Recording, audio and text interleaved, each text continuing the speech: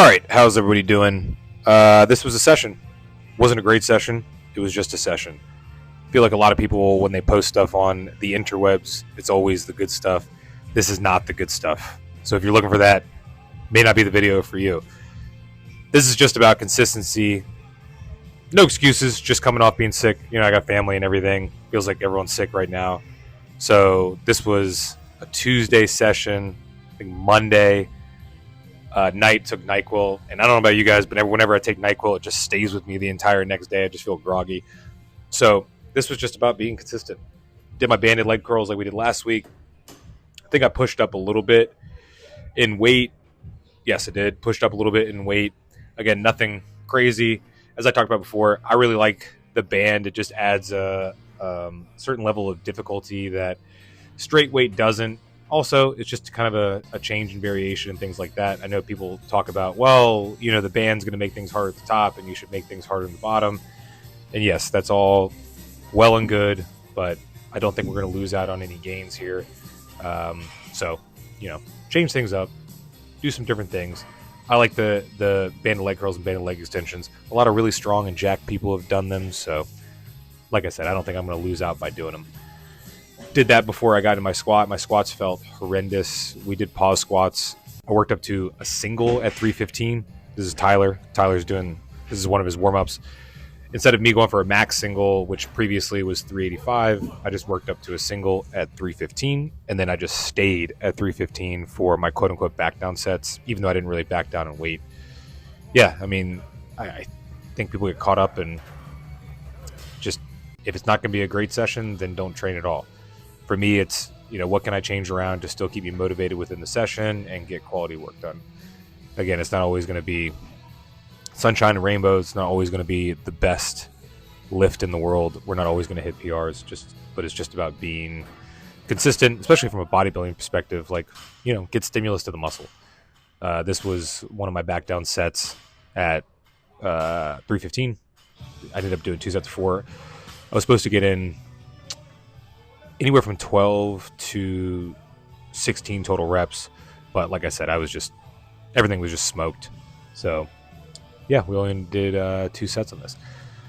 Tyler, though, on the other hand, young gun Tyler, he's doing really well. I think in the next clip coming up, he ends up with a 405 pause squat. Let's see. Yeah, we got a 405 pause squat. So he's killing it lately. You know, with him, I think it's just more getting him used to heavy weight and getting comfortable with pushing. You know, he's definitely stronger than I am. So I think sometimes people play down to the competition of sorts, even though we're not really competing against each other.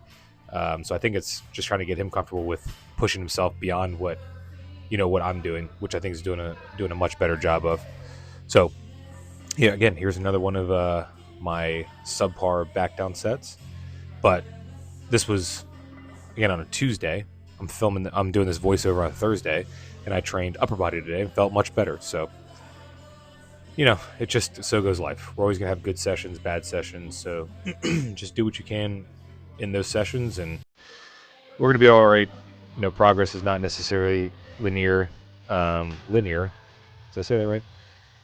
It's just about being consistent over time. When we think about progressive overload, a lot of times people think progressive overload means I got to add weight every session. I got to add reps every session. And in reality, if you just look at it on a longer span of time, whether that's a year, 3 year, 5 years, you just want to see, if it was on a plotted on a graph, you want to see that line kind of going up progressively over the years.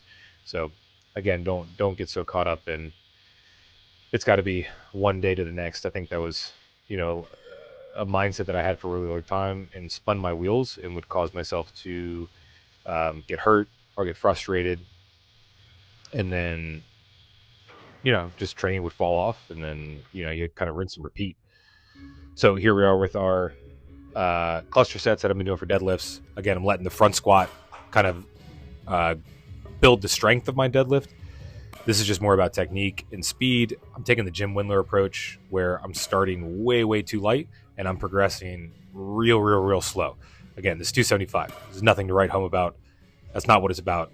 It's just building a lot of volume within the deadlift not trying to push it so hard, because deadlifts, again, like one of those things I talked about before, I just get so goddamn frustrated with my deadlift when I try and move up too quickly.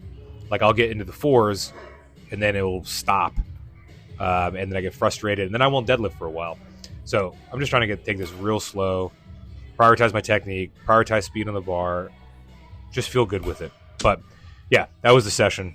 Again, nothing earth-shattering here. Like, subscribe, comment.